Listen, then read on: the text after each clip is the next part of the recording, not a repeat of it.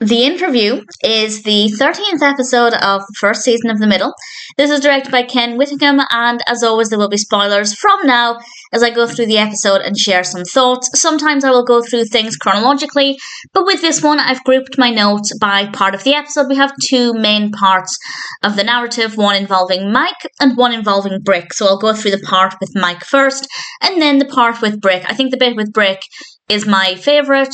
It certainly made me quite emotional at one point, but the entire episode I thought was really fantastic. So as I said, there will be spoilers from now. So Mike found a dinosaur bone at the quarry, which is pretty exciting. Unfortunately, the news got involved, it's all really exciting, and the quarry has to temporarily shut down while they try and dig for the rest of the dinosaur. And that means Mike is temporarily out of a job. So he goes to a job fair. Turns out there are no jobs at the job fair. And Axel tells him he needs to get online. And we actually see, honestly, one of the first times in this season, Axel having real value and actually doing things the right way.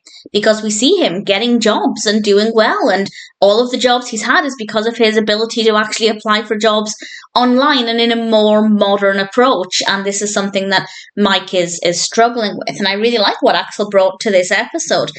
We get to see some of the interviews, and honestly, I feel like the episode is definitely making fun of the way interviews are conducted, because they do ask some really ridiculous questions, and Mike is asked to describe himself in 3 words, which he does, and the words he uses are tall, Mike, man.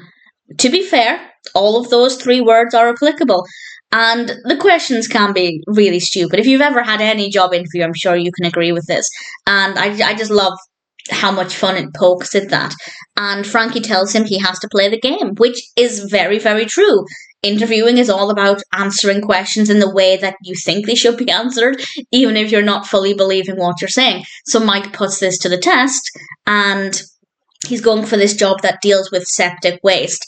Honestly, I found his enthusiasm to be really convincing. He gave all of the right answers, and he didn't get the job because he was too enthusiastic, which really just helps to highlight how ridiculously difficult it is to get a job, because you're either not enthusiastic enough or you're too enthusiastic. Very difficult to strike the balance. That's in general. There are, of course, some companies who realise that everybody is human and not everybody is going to be that excited about some jobs, such as working with septic waste. So I feel like it's very relatable in a lot of ways. It's very entertaining. Mike was just absolutely brilliant. And it's also unusual as well for us to get a narrative that focuses on Mike. Usually it's Frankie with a bit of Mike, but to have a story that's really about Mike, I don't think we've had one since one of the ants was working at the quarry and he had to try and let them go. I might be overlooking one, but certainly it's been a while. Mike was brilliant, loved that part of the narrative. Then we have the part that focuses on Brick, and I thought this was fabulous. He's running for class historian, and Frankie, as always, ends up doing most of the work. She has to make photocopies of flyers for him, and then somebody at school graffitied his poster. And then we have a scene that I absolutely love. It's quite brief, but I found it to be very funny, particularly the voice on the tannoy talking about glittered borders, because everybody at Ellard Motors, including Sue, are working on Brick's posters, and I just thought it was very funny, very, very entertaining.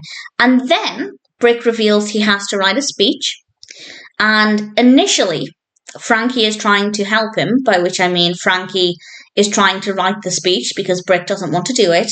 And Bob comes over to drop off all of these posters and a little flag with Brick's name on it. And he tells Frankie that he was once the Brick of this situation.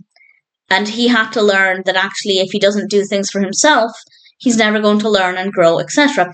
And Frankie realizes, actually that's true. So she doesn't write the speech. And then we get to see the speech that Brick gives. Everybody's gathered in the auditorium and all of the children are giving their speeches about why they should be voted for class historian. And it's Brick's turn, and he stands up. And honestly, I think I was fair to assume that it was going to be a disaster. But what we got was fabulous.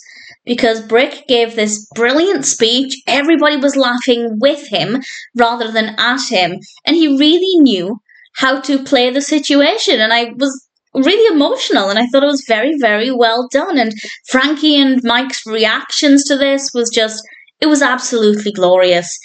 Sue is not the best pleased when she finds out that Brick was nominated, or voted rather, and this is because he won on his first try. Mike comes into the kitchen and tells Sue how proud he is of Brick getting it and doing really well for himself, and Sue's response is, "I have character," which I thought was very funny. And then Axel comes in. He's bought dinner for everybody with his pay. There we see Axel doing something nice and selfless. It's a side of him that we don't see that often, but when we do, it's really moving. And the whole episode was just an absolute delight from start to finish.